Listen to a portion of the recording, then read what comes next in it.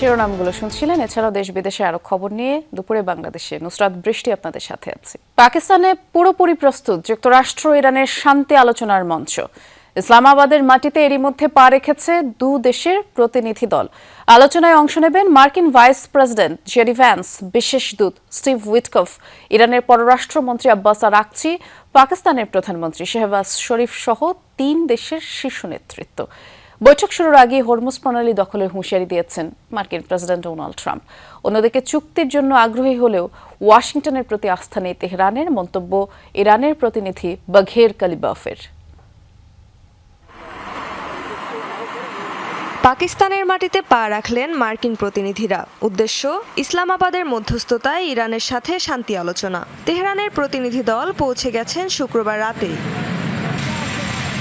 পাকিস্তানের রাজধানী ইসলামাবাদে আজ অনুষ্ঠিত হতে যাচ্ছে যুক্তরাষ্ট্র ইরান হাই প্রোফাইল বৈঠক। স্মরণকালের সবচেয়ে গুরুত্বপূর্ণ এই বৈঠক উপলক্ষে ইসলামাবাদ ও রাওয়ালপিন্ডিতে নেওয়া হয়েছে কড়া নিরাপত্তা ব্যবস্থা। আলোচনায় অংশ নিচ্ছেন মার্কিন ভাইস প্রেসিডেন্ট জেডি ভ্যান্স ও বিশেষ দূত স্টিভ উইটকফ। ইরানের তরফ থেকে অংশ নিচ্ছেন পার্লামেন্টের স্পিকার বাঘের কালিবাফ ও পররাষ্ট্রমন্ত্রী আব্বাস আরাকচি। মধ্যস্থতা করবেন পাকিস্তানের প্রধানমন্ত্রী শেহবাজ শরীফ এবং সেনাপ্রধান আসিম মুনির।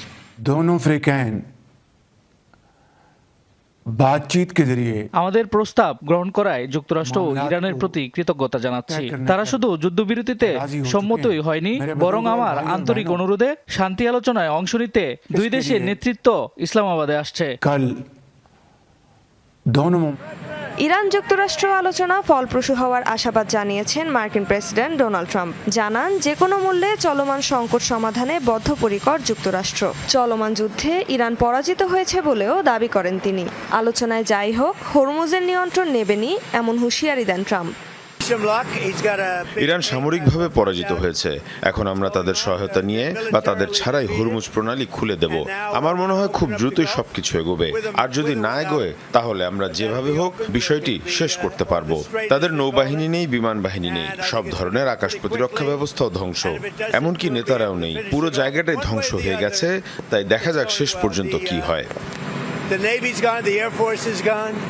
মার্কিন আলোচক দলের প্রধান জেডি ভ্যান্স বলেন, ইরানিরা আলোচনায় আন্তরিক হলে হাত প্রসারিত করতে প্রস্তুত তারাও। অন্যদিকে ইরানের প্রতিনিধি বাঘের কালিবাফ জানান, তারা চুক্তির জন্য প্রস্তুত, তবে যুক্তরাষ্ট্রের ওপর বিশ্বাস নেই। রেজওয়ানা সায়মা, যমুনা নিউজ। দর্শক, আমরা এই বিষয়ে আলোচনা করব এবং আলোচনা করবার জন্য আমাদের সাথে যুক্তরাষ্ট্র থেকে যুক্ত আছেন সমরাস্ত্র ও রাজনৈতিক বিশ্লেষক সাবিনা আহমেদ। আপনাকে স্বাগত জানাচ্ছি যমুনা স্টুডিওতে। বলা চলে এক ধরনের অবিশ্বাস নিয়েই তো যে আজকের আলোচনা সেটি শুরু হতে যাচ্ছে। কি মনে হয়, যুক্তরাষ্ট্র কি সত্যি এই যুদ্ধ থামাতে আন্তরিক, নাকি এটিও একটি তাদের সেই কূটনৈতিক চাপ তৈরির কৌশল? এবারে যুক্তরাষ্ট্র আসলে আন্তরিক, সে কারণে তারা জেডি ভ্যান্সকে পাঠিয়েছে। জেডি ভ্যান্স এখানে এসেছে অ্যাকচুয়ালি ইরানের অনুরোধেই। ইরান বলেছে তারা আর কাউকে বিশ্বাস করে না, একমাত্র তারা জেডি ভ্যান্সের সাথেই আলোচনা চালাবে।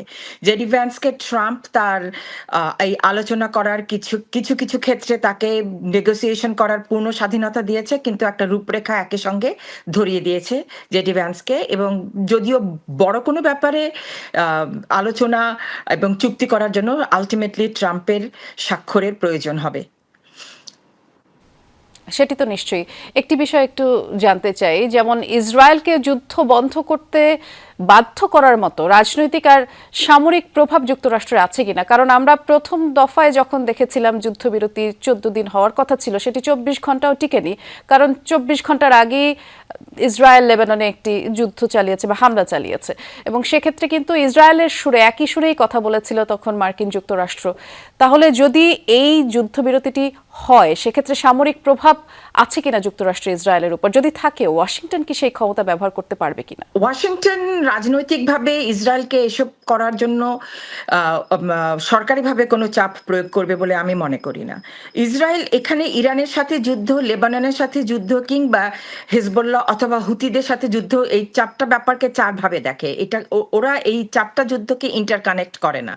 হ্যাঁ, ইরান যেমন এই সম্মেলনে আসার আগে, এই মিটিংয়ে আসার আগে ইসলামাবাদে তারা যেমন একটা পয়েন্ট ক্লজ ধরিয়ে দিয়েছিল, যদি তারা তখনই আসবে যদি যদি লেবাননেও ইসরায়েলের হামলা করা বন্ধ হয়, কিন্তু ইসরায়েল কিন্তু সেটা হামলা করা বন্ধ করেনি, এবং তা সত্ত্বেও ইরান আলটিমেটলি এসছে, কারণ আমেরিকার মতেও এবং ইসরায়েলের মতেও যে লেবাননের সাথে ইসরায়েলের যে যুদ্ধ সেটা আলাদা, ইরানের সাথে ইসরায়েলের যে যুদ্ধ সেটা আলাদা।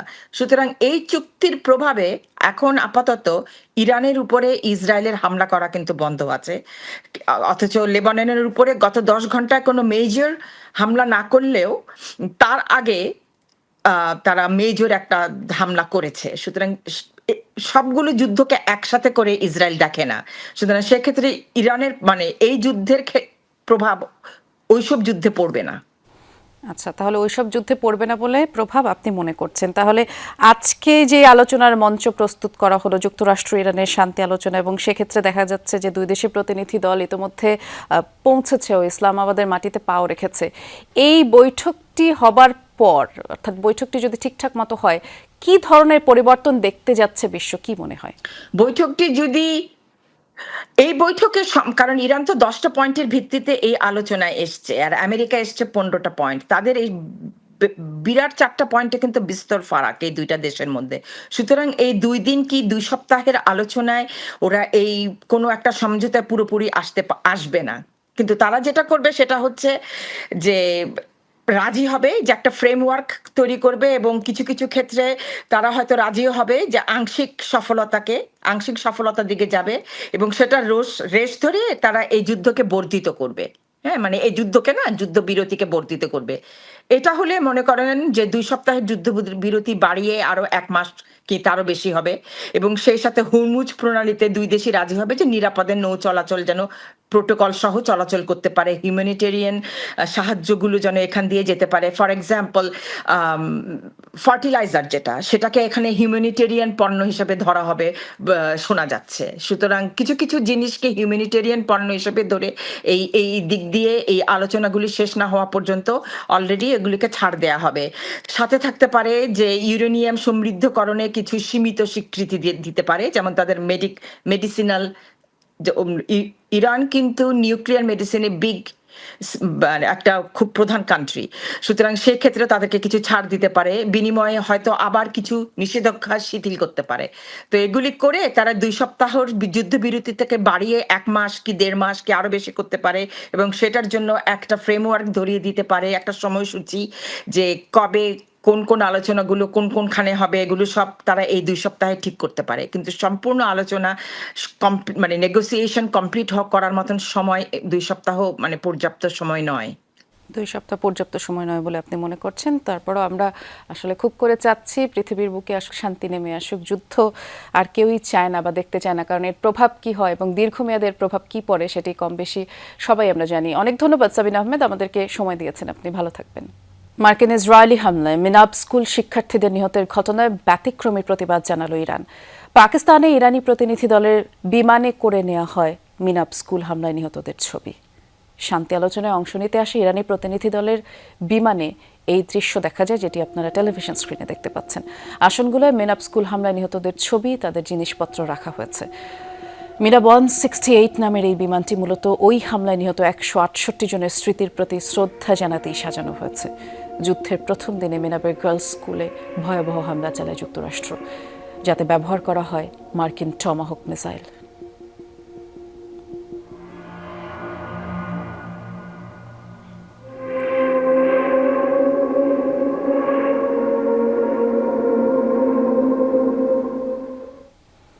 যুদ্ধবিরতি আলোচনাকে সামনে নিয়ে লেবাননে আগ্রাসন চালিয়ে যাচ্ছে ইসরায়েল। দক্ষিণ লেবাননের একাধিক শহরে বিমান হামলা চালিয়েছে তেল আবিব।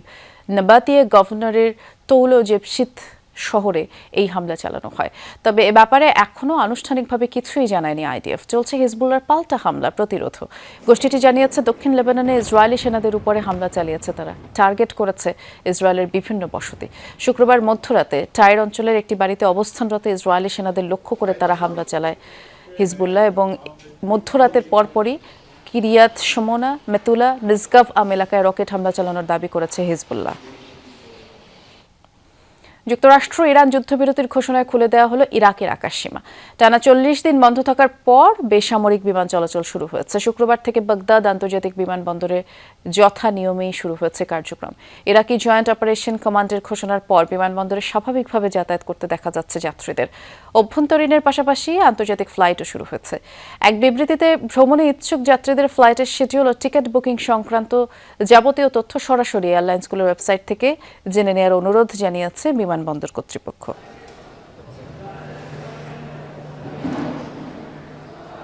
ইসরায়েলের সাবেক সেনাপ্রধান হার্জি হালেভির 19,000-এরও বেশি গোপন নথির দখল নিয়েছে ইরানের একটি হ্যাকার গ্রুপ।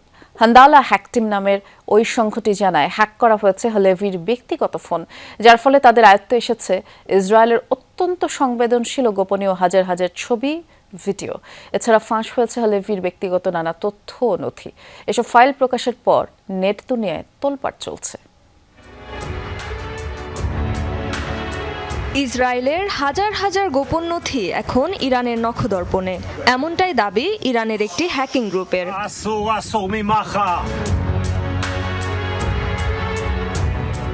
বৃহস্পতিবার হান্দালা হ্যাক টিম নামের সংঘটি জানায় ইসরায়েলের সাবেক সেনাপ্রধান হার্জি হালেভির ব্যক্তিগত ফোন হ্যাক করতে পেরেছে তারা। সেখান থেকে হাতে এসেছে অন্তত 19,000 সংবেদনশীল ও অতি গোপনীয় নথি।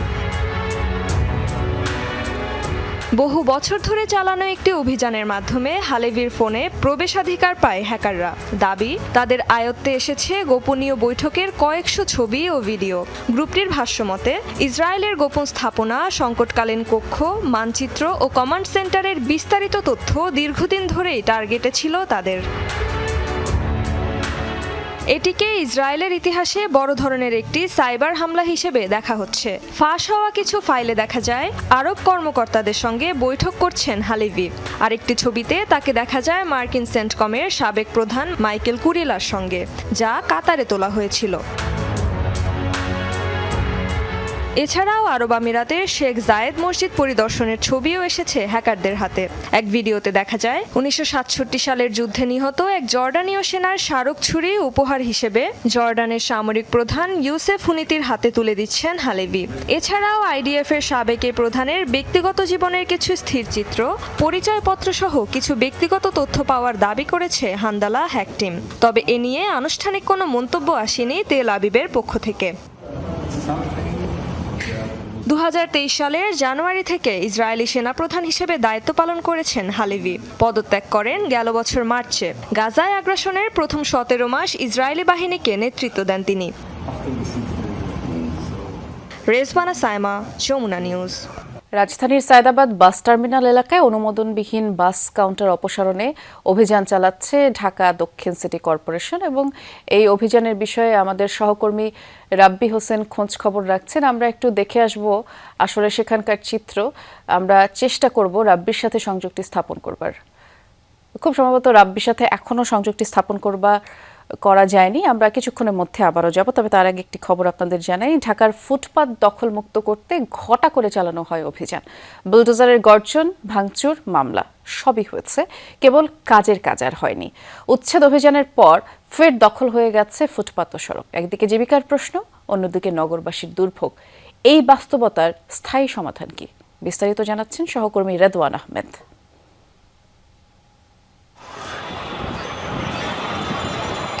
কে বলবে এটি রাজধানীর সবচেয়ে ব্যস্ত সড়কগুলোর একটি, অথচ এখানে যানবাহন চলাই দায়। শুধু গুলিস্তানের এই সড়কটিই নয়, ফার্মগেট, নিউ মার্কেট, মিরপুর সহ বেশ কিছু এলাকার সড়ক জুড়ে দেখা মিলবে এমন ভাসমান দোকানের। ফুটপাত ছাড়িয়ে সড়কে চলে আসা দোকান আর হকারদের কারণে পথচারীদের হেঁটে যাওয়ার জায়গা নেই। ফুটপাত ও সড়ক দখলমুক্ত করতে সম্প্রতি 5 দিনের উচ্ছেদ অভিযান চালায় সিটি কর্পোরেশন ও ডিএমপির ট্রাফিক বিভাগ। অবৈধ স্থাপনা উচ্ছেদের সাথে 405টি মামলা আর শতাধিক দখলদারকে আটক করা হয়। কিন্তু অভিযান শেষ হতে না হতে পুরনো চেহারায় ফিরেছে ফুটপাত। এই যেমন মিরপুরের হকার জলিলের দাবি, পেটের দায়ে অভিযানের পরদিনই ফুটপাতে ফিরতে হয়েছে তাকে। মাননীয় প্রশাসকের কাছে আমরা আহ্বান জানাইছি যে আমরা যাতে সীমিত আকারে রাস্তা যানজট না করে তারপরে বেজাল মুক্তভাবে যাতে করতে পারি ছোট পরিসরে। একসাথে উঠিয়ে দিলে আমার মনে হয় যে সরকারের জন্য ভালো হবে না, আমার তো দুর্ভিক্ষের ভিতরে পড়ে যাবো। আমার যদি উড়ে যায় আমি কোথায় যাব? আমার এই বসে কি চাকরি দিব? আমারে আমি কি চাকরি করতে পারবো? আমি আমি আমার যদি পুলিশে দূরান দিতে আমি দূরও দিতে পারবো না, তাহলে কেমন হইলো? কোন এটা তো এটা আমরা কাম্য করি না, এটা অমানবিক। দখলদার আর উচ্ছেদকারীদের এই চোর পুলিশ খেলায় ভোগান্তি কাটছে না নগরবাসীর।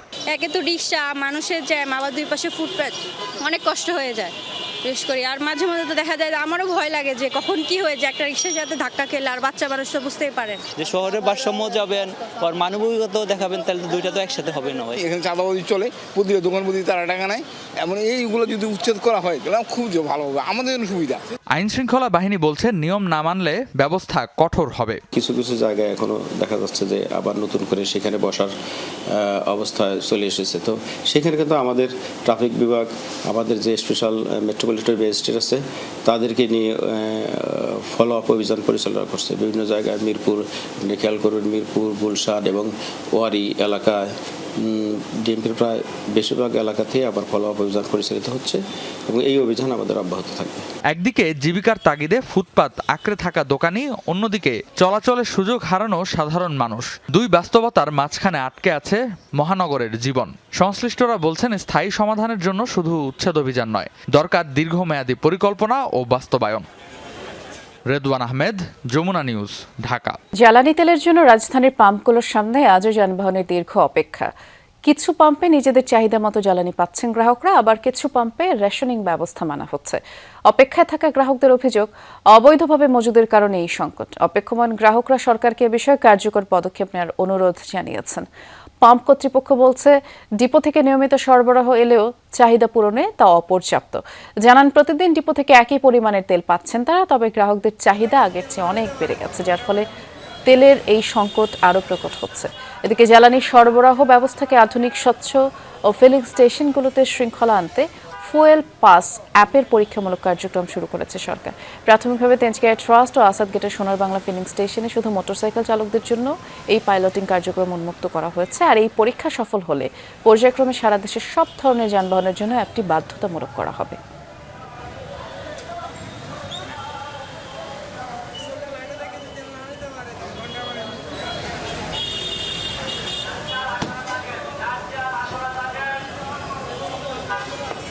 করেছি 7টা বাজে সিরিয়ালে এই পেস ক্লাবের মাথাতে, এখান থেকে সিরিয়াল পেস ক্লাবের মাথাতে মনে ঘুরে আইছি।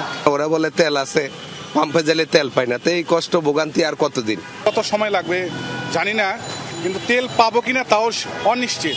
আল্লাহর ফেরেশতা যদি এই দেশে বলে না এই দেশ ভালো হবে, আমার তো মনে হয় না।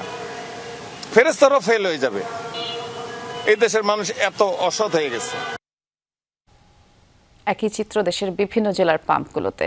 দীর্ঘ সময় লাইনে থেকেও চাহিদা মতো জ্বালানি মিলছে না। পেট্রোল আর অক্টেনের সংকটই বেশি, চাহিদার তুলনায় কম মিলছে ডিজেলও। সাময়িকভাবে বন্ধ রয়েছে অনেক ফিলিং স্টেশন। রংপুর, রাজশাহী, খুলনা, চট্টগ্রাম, ময়মনসিংহ বিভাগের বিভিন্ন পাম্পে একই চিত্র। আবার পাম্পে সরবরাহ ফুরিয়ে যাওয়ায় অনেকে খালি হাতেই ফিরছেন। দীর্ঘ সময় অপেক্ষার কারণে কর্মঘণ্টা নষ্ট হচ্ছে, বিপাকে কর্মজীবী মানুষ। চালকদের অভিযোগ, ভোগান্তি কমাতে প্রশাসন কোনো পদক্ষেপ নিচ্ছে না। ডিপো থেকে চাহিদা অনুযায়ী তেল না পাওয়ায় এমন পরিস্থিতি তৈরি হয়েছে বলে দাবি করছেন পাম্প মালিক ও ডিলাররা। এখনো নির্দিষ্ট সময় বলতেছে না যে কখন থেকে তেল দিবে। সকাল 8টার সময় যখন আসলাম তখন বললো যে এখন তেল নেই, গাড়ি চলে গেছে খুলনায়, আসবে তারপর তেল দেবে। চাকরি চাহিদা দিয়ে তেলের সমস্যা ঘুরতে আছে। আমার অফিস আজকে যদি আমি লাইন থেকে তেল নিতে পারি, আগামী এক সপ্তাহ আমি অফিস করতে পারবো। কর্ম বাদ দিয়ে আসে তেলের পেছনে লাইন দেওয়া লাগে। ঢাকা এবং ঢাকার বাইরের মাঠ পর্যায়ের ফিলিং স্টেশনগুলোর আসলে কি চিত্র সেটি জানবার চেষ্টা করব সহকর্মীদের মাধ্যমে। শুরুতেই যাচ্ছি রাজধানীর বিজয় সরণি এলাকায়, সহকর্মী তানফির মৌসুম আছেন সেখানে। আপনি যেই ফিলিং স্টেশনের সামনে দাঁড়িয়ে আছেন তানফির, এখানে জ্বালানি তেল নিতে আসা পরিবহনের চাপ কেমন দেখছেন? বেশ কিছুদিন আসলে হয়ে গেল, পরিবহনের যে দীর্ঘ লাইন সেটি তো কমছে না। জি, আসলে বেশ কিছুদিন হয়ে যাওয়ার পরও লাইন কমছে না, বরং আসলে দিনকে দিন এই যে যানবাহনের সারি, সেই সারিটি আসলে দীর্ঘই হচ্ছে।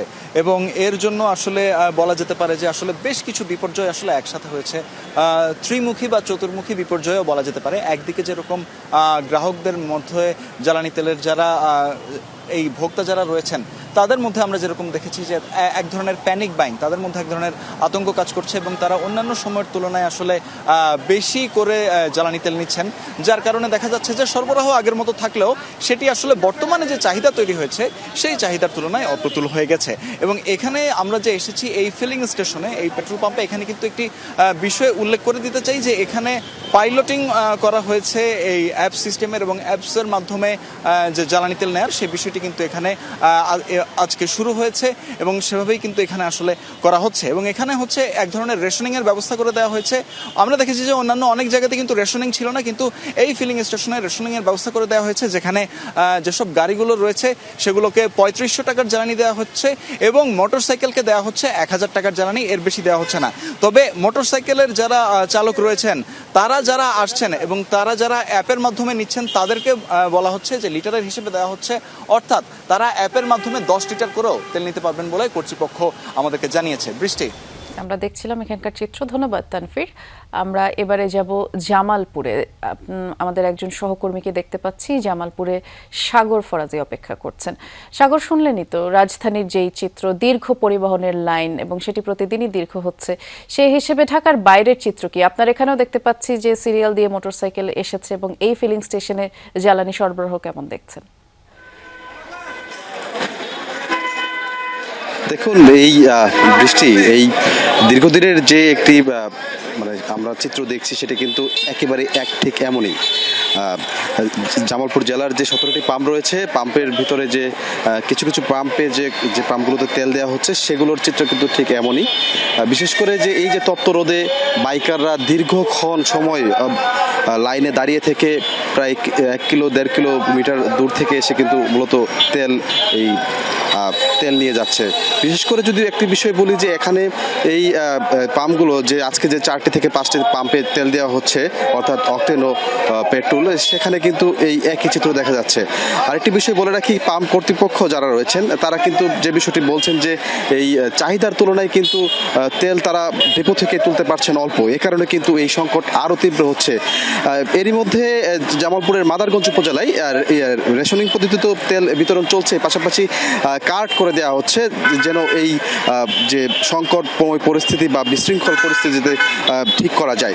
তো এর পাশাপাশি দেখেছি যে জেলা প্রশাসনের পক্ষ থেকে নানাবিধ উদ্যোগ নেওয়া হয়েছে, বিশেষ করে হেলমেট এবং কি ড্রাইভিং লাইসেন্স সহ বাড়তি যে কাগজপত্র প্রয়োজন তা কিন্তু তারা নিশ্চিত করছেন বলে আমাদেরকে জানিয়েছেন। তবে আদত আমরা দেখেছি যে বিভিন্ন পাম্প বা এই বিশেষ করে সেল পয়েন্টগুলোতে তেলের সেগুলো কিন্তু চিত্র দেখিনি। এ কারণে আসলে এই নানা বিষয়গুলো যেমন আসছে, পাশাপাশি এই ধরেন যে তেলগুলো যে মজুদের একটি বিষয় আছে সেগুলোর কিন্তু বিরুদ্ধে অভিযান চালাচ্ছেন জেলা প্রশাসন। বৃষ্টি, দেখছিলাম আপনার মাধ্যমে। অনেক ধন্যবাদ সাগর। দেশজুড়ে হামের প্রকোপ বাড়তে থাকায় অভিভাবকদের উদ্বেগ বেড়েছে। গত 24 ঘন্টায় নতুন করে কারো মৃত্যু হয়নি, তবে ময়মনসিংহ মেডিকেলে নতুন করে রোগী ভর্তি হয়েছে 27 জন। আইসিইউতে শয্যা সংকটের কারণে শ্বাসকষ্টজনিত রোগীদের বাবল সিপ্যাপ পদ্ধতিতে চিকিৎসা দেওয়া হচ্ছে। এদিকে রাজশাহী মেডিকেলে 24 ঘন্টায় হামের উপসর্গ নিয়ে 27 জন ভর্তি হয়েছে। গত জানুয়ারি থেকে এখন পর্যন্ত চিকিৎসাধীন অবস্থায় 48 শিশুর মৃত্যু হয়েছে।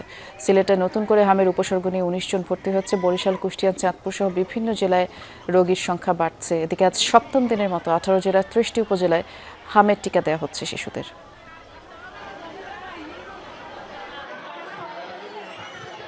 খুব কষ্টে আছি, জায়গাটা পাচ্ছি না, কেবিন নাই, হয়তো বাচ্চা গেলে খুব কষ্টের ভিতরেই আছি। গোটা শরীরে হাম বার হালছে, ওষুধ লেসা খাওয়ালছি, কিছু হয়নি, তারপর এখানে এসে ভর্তি করছি। ওষুধ দিচ্ছে, ইঞ্জেকশন দিচ্ছে, তুনকে জ্বর পালাইছে, তারপরে আবার ফের জ্বর হচ্ছে, লস। ঘুমা নাই, কিছু নেই, ঠান্ডা খাঁচি বেশি, ঘুম যায় না পারে। নাটোরের কি চিত্র সেটি জানবার চেষ্টা করব। সহকর্মী নাজমুল হাসান অপেক্ষা করছেন। নাজমুল, হামের উপসর্গ নিয়ে শেষ 24 ঘন্টায় কতজন রোগী ভর্তি হলো হাসপাতালে জানাবেন, এবং হাসপাতালগুলোর কি অবস্থা দেখছেন, চিকিৎসকরা কি বলছেন? আসলে এখন সদর হাসপাতালে মোট 9 জন রোগী এবং অন্যান্য হাসপাতালে মোট 21 জন রোগী নাটোরে ভর্তি রয়েছে। আসলে নাটোরে হামের উপসর্গ ধীরে ধীরে কমে আসছে এবং চিকিৎসকরা যে বিষয়টি বলছেন যে এখন পর্যন্ত আসলে জেলায় শিশুদের মধ্যে 152 জন শিশুর মধ্যে হামের উপসর্গ দেখা দিয়েছে এবং এখানে কিন্তু 30টি যে উপজেলা রয়েছে দেশের 30টি উপজেলার মধ্যে নাটোর সদর উপজেলাকেও রেড জোন ঘোষণা করা হয়েছে। 5 তারিখ থেকে কিন্তু টিকাদান কার্যক্রম শুরু হয়েছে। এখন পর্যন্ত 10,882 জন শিশুকে হামের টিকা দেওয়া হয়েছে। তো এখানে হামের যে একেবারে নিশ্চিত হয়েছে 15 জন। ইতিমধ্যে হামের উপসর্গ নিয়ে জেলায় আসলে একজন শিশু রাজশাহী মেডিকেল কলেজ হাসপাতালে চিকিৎসাধীন অবস্থায় মৃত্যুবরণ করেছে। তবে চিকিৎসকরা বলছেন যে হামের উপসর্গ থাকলেও হাম আক্রান্ত হয়ে সেই শিশুটির মৃত্যু হয়নি। চিকিৎসকদের সাথে কথা বলেছি, তারা বলেছেন শিশুদের মধ্যে হামের উপসর্গ দেখা দিলে আসলে খুব ভীত না হয়ে চিকিৎসকের শরণাপন্ন হতে হবে এবং কোনো শিশু যদি হাম আক্রান্ত হয় তাহলে সেই শিশুকে দ্রুত চিকিৎসকের কাছে নিয়ে আসতে হবে এবং সঠিক সময়ে সঠিক চিকিৎসা দিতে হবে। হামে আসলে ভয় নয়, সচেতনতাই জরুরি বলে চিকিৎসকরা আমাদেরকে বলছেন। বৃষ্টি, শুনছিলাম আমরা। অনেক ধন্যবাদ নাজমুল। আজ দ্বিতীয় দিনে রাজধানীর নয়াপল্টনে চলছে সংরক্ষিত নারী আসনে বিএনপির মনোনয়ন বিক্রি। এখন পর্যন্ত 36 আসনের জন্য 6 শতাধিকের বেশি দলীয় মনোনয়নপত্র ক্রয় করেছেন নারী সদস্যরা। তবে কেউ কেউ জমাও দিচ্ছেন। মনোনয়ন প্রত্যাশীদের বিশ্বাস, আন্দোলন সংগ্রামে অবদান, দক্ষতা অনুযায়ী মনোনয়ন দেবে দল। আর বিএনপির সিনিয়র যুগ্ম মহাসচিব রুহুল কবির রিজভী বললেন, দলীয় আনুগত্য আন্দোলনে ভূমিকা, সংসদে কথা বলার মতো দক্ষতার অগ্রাধিকার দেবে বিএনপি। তিনি বলেন, গণতান্ত্রিক প্রক্রিয়া সংরক্ষিত নারী আসনের সংসদ সদস্য নির্বাচন করছে বিএনপি। আগামী 2-1 দিনের মধ্যেই দলের স্থায়ী কমিটিতে সংরক্ষিত নারী আসনের মনোনয়ন তালিকা চূড়ান্ত হবে। আমরা যারা রাজপথে ছিলাম পরীক্ষিত, তাদেরকে দেখে শুনে যাতে দল নির্বাচিত করে। 13 সালে আমি বিএনপিতে যোগদান করার পর থেকেই কিন্তু আমার ক্যারিয়ারটা একদম নষ্ট করে দিয়েছে তারা। আমি অবরুদ্ধ ছিলাম। আমরা সুবিধাবাদীদেরকে দেখতে চাই না। রাজপথে যারা লড়াই সংগ্রাম করেছে আমরা তাদেরকে চাই। আন্দোলন সংগ্রামে যাদের ভূমিকা রয়েছে এবং যাদের দক্ষতা রয়েছে পার্লামেন্টে কথা বলার অত্যন্ত যুক্তি সহকারে এবং সমাজে যাদের অত্যন্ত সুনাম আছে তাদেরকেই নিশ্চয়ই দল বাছাই করবে বলে আমার দৃঢ় বিশ্বাস। রাজনৈতিক সিন্ডিকেটের কারণে দেশে জ্বালানি তেলের সংকট বলে মন্তব্য করেছেন জামায়াত ইসলামীর আমির ও বিরোধী দলীয় নেতা ডাক্তার শফিকুর রহমান। বলেছেন, সরকারের দেশ পরিচালনার স্লোগানের সাথে বাস্তবের মিল নেই। সকালে রাজধানী কৃষিবিদ ইনস্টিটিউটে বাংলাদেশের কৃষিতে বিশ্ব জ্বালানি সংকটের প্রভাব উত্তরণের উপায় শীর্ষক সেমিনারে তিনি বলেছেন, খনিজ সম্পদ নিজেদেরই সংগ্রহ করার সক্ষমতা অর্জন করতে হবে। দেশের বেশিরভাগ বড় সিন্ডিকেটের পেছনে সরকারি দলের হাত আছে। আগেও দেশ যেমন ছিল এখনো তেমনই আছে। বিএনপিকে অতীত থেকে শিক্ষা নেওয়ার আহ্বান জানান জামায়াত আমির। বলেন, কৃষিতে বিপর্যয় হলে বৈদেশিক ঋণ নিয়েও দেশের বিপর্যয় ঠেকানো যাবে না। ঘুরে ফিরে সিন্ডিকেশন, পলিটিক্যাল সিন্ডিকেশন, যতগুলা বড় সিন্ডিকেশন দেশে হয় আমাদের দেশে, সবগুলার পিছনে রুলিং পার্টি যারা তাদের হাত থাকে। মাঝে মাঝে লোক দেখানো কিছু অপারেশন আমরা দেখি, এই সবগুলার পিছনে খুঁটির জোর আছে বলে এগুলো হচ্ছে। মানবিক চিকিৎসক হিসেবে পরিচিত ডাক্তার কামরুল ইসলামের হাসপাতালে গিয়ে যুবদলের নাম ভাঙিয়ে চাঁদার দাবিতে হুমকি দেওয়ার অভিযোগ উঠেছে স্থানীয় এক নেতার বিরুদ্ধে। টাকা না পেয়ে আওয়ামী লীগ ট্যাগ দিয়ে হেনস্থার অভিযোগও রয়েছে তার বিরুদ্ধে। রাতেই খবর পেয়ে হাসপাতালে ছুটে যান কেন্দ্রীয় যুবদলের সভাপতি, সাধারণ সম্পাদক সহ নেতৃবৃন্দ। তারা বলেন, অভিযুক্ত মঈনুদ্দিনের সাথে যুবদলের কোনো সম্পর্ক নেই। আশ্বস্ত করেন চাঁদাবাজকে দ্রুত আইনের আওতায় আনার।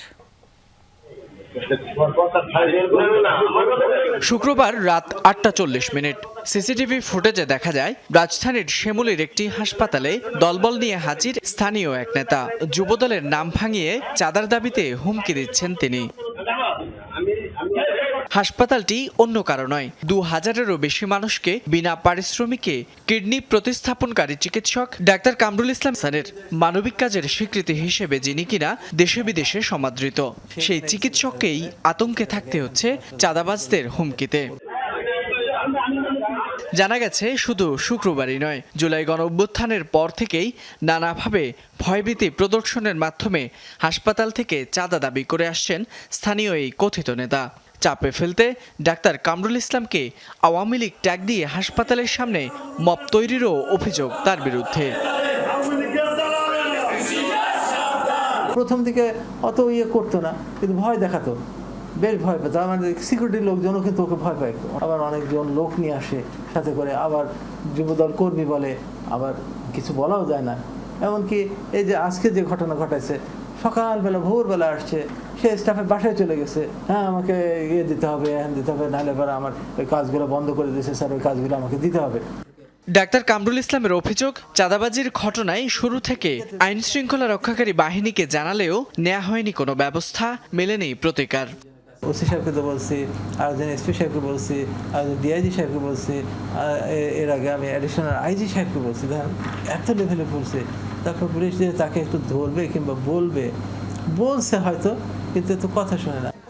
সিকেডি হাসপাতালে চাঁদাবাজির সংবাদ শুনে মধ্যরাতেই হাসপাতালে ছুটে আসেন যুবদলের কেন্দ্রীয় নেতারা। অভিযুক্ত মঈনুদ্দিন নিজেকে শেরে বাংলানগর থানা যুবদলের সাবেক সাংগঠনিক সম্পাদক পরিচয় দিলেও কেন্দ্রীয় নেতারা বলছেন যুবদলের সাথে সম্পর্ক নেই তার। ডাক্তার কামরুল ইসলামের পাশে বসে আশ্বাস দেন সব রকমের সহযোগিতার। যুবদলে এই নামে কেউ কিন্তু আমাদের নাই, দ্যাট মিনস সংগঠনের নামটা তারা ব্যবহার করতেছে। এরকম অনেক অভিযোগ আমরা 5 আগস্টের পর থেকে পেয়েছি, যেখানে দেখেছি কমপক্ষে 80% ঘটনা হচ্ছে এরকমের যে সংগঠনের নাম ভাঙাচ্ছে, বাট আমাদের সংগঠনের তারা কেউ না। যুবদলের কেউ এখানে আসে নাই, আসবে না ইনশাল্লাহ, দায়িত্ব আমরা নিলাম।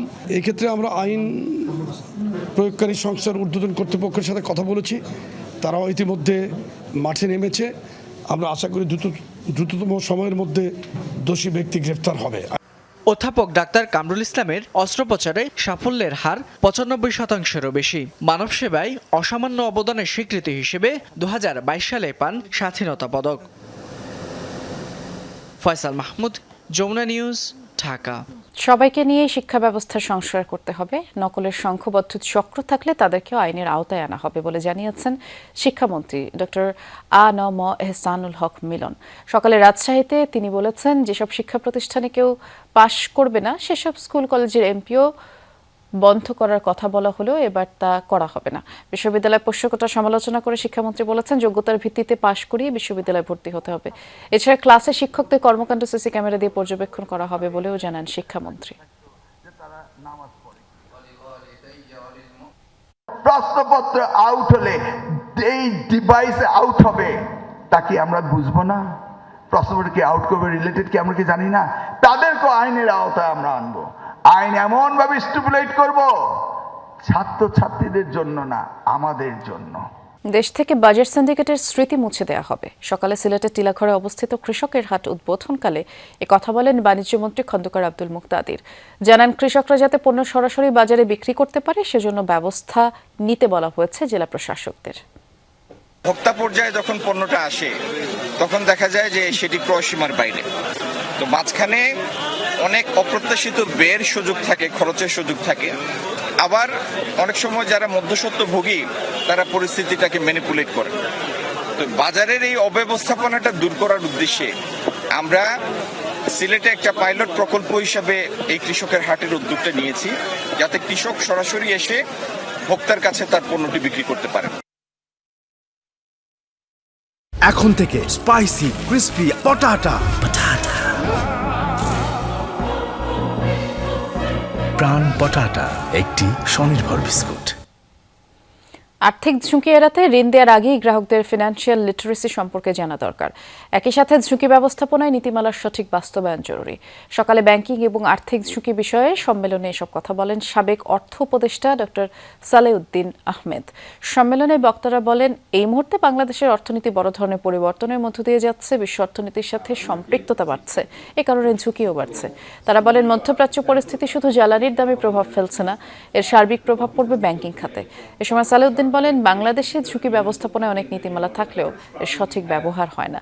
বাইরের হস্তক্ষেপ বন্ধ না হলে আর্থিক খাতে শৃঙ্খলা ফেরানো সম্ভব না বলেও মন্তব্য করেন তিনি। ঘরের মাঠে নিউজিল্যান্ডের বিপক্ষে ওয়ানডে সিরিজের প্রথম 2 ম্যাচের জন্য মেহেদী মিরাজের নেতৃত্বে 15 সদস্যের দল ঘোষণা করেছে বিসিবি। পাকিস্তান সিরিজের উইনিং কম্বিনেশন ধরে রেখেই স্কোয়াড সাজিয়েছে নির্বাচকরা। নিউজিল্যান্ড বধের মিশনে অপরিবর্তিত থাকছে টাইগারদের ওয়ানডে স্কোয়াড। পাকিস্তানের বিপক্ষে খেলা সবশেষ সিরিজের দলটির উপরই আবারও আস্থা রেখেছে বিসিবি। তবে কন্ডিশন বিবেচনায় সিরিজে অংশ নিতে পিএসএল এর মাঝপথেই দেশে ফিরতে হচ্ছে মুস্তাফিজুর রহমান, নাহিদ রানা, তানজিদ হাসানদের। 12 এপ্রিল পর্যন্ত অনাপত্তিপত্র থাকলেও বোর্ডের নির্দেশে আগেভাগেই ফিরছেন তারা। পিএসএল আজ বাংলাদেশিদের মিলন মেলা, এক ম্যাচেই থাকছেন 5 বাংলাদেশি। বাংলাদেশ সময় আজ বিকেল 3:30টায় মুস্তাফিজ ইমনের লাহোর কালান্দার্স নাহিদ শরীফুলদের পেশোয়ার জলমির মুখোমুখি হবে। পেশোয়ার জলমি স্কোয়াডে আছেন 3 বাংলাদেশি। নাহিদ রানা, শরীফুল ইসলাম ম্যাচ খেললেও এখনও সুযোগ মেলেনি তানজিদ হাসান তামিমের। রানা শরীফুল সবশেষ ম্যাচে দুর্দান্ত ছিলেন। শরীফুলের 1 উইকেটের বিপরীতে 4 ওভারে 7 রান খরচায় 3 উইকেট নিয়েছেন রানা। আর তাদের নৈপুণ্যেই সেই ম্যাচ জিতেছিল পেশোয়ার জলমি। এদিকে গত ম্যাচে উইকেট শূন্য থাকা মুস্তাফিজুর রহমানও আসর জুড়ে ভালো করেছেন। 7 ইকোনমিতে 4 ম্যাচে 4 উইকেট নিয়েছেন দাফিজ, লাহোর কালান্দার্সের মোস্ট ইকোনমিক্যাল বোলার ও কাটার মাস্টার। ইউরোপিয়ান ক্লাব ফুটবলে ইউরোপের বড় বড় ক্লাবগুলো আজ মাঠে নামছে। ভিন্ন ভিন্ন ম্যাচে মাঠে দেখা যাবে Atletico Madrid, Barcelona, Bayern Munich, AC Milan, ইউভেন্টাসকে। লা লিগায় ভিন্ন ভিন্ন ম্যাচে রাতে মাঠে নামছে বার্সেলোনা, অ্যাটলেটিকো মাদ্রিদ। রাত 10:30টায় এসপানিওলের মুখোমুখি হবে বার্সেলোনা। 8:15টায় এলচের বিপক্ষে খেলবে ভ্যালেন্সিয়া। রাত 1টায় সেভিয়ার প্রতিপক্ষ অ্যাটলেটিকো মাদ্রিদ। ইংলিশ প্রিমিয়ার লিগে বিকেল 5:30টায় বর্নমাউথকে আতিথ্য দেবে আর্সেনাল। 10:30টায় লিভারপুল খেলবে ফুলহ্যামের বিপক্ষে। বুন্দেসলিগায় সন্ধ্যা 7:30টায় মুখোমুখি হবে বরুশিয়া ডর্টমুন্ড, বায়ার লেভারকুজেন। 10:30টায় পাউলের বিপক্ষে বায়ার্ন মিউনিক।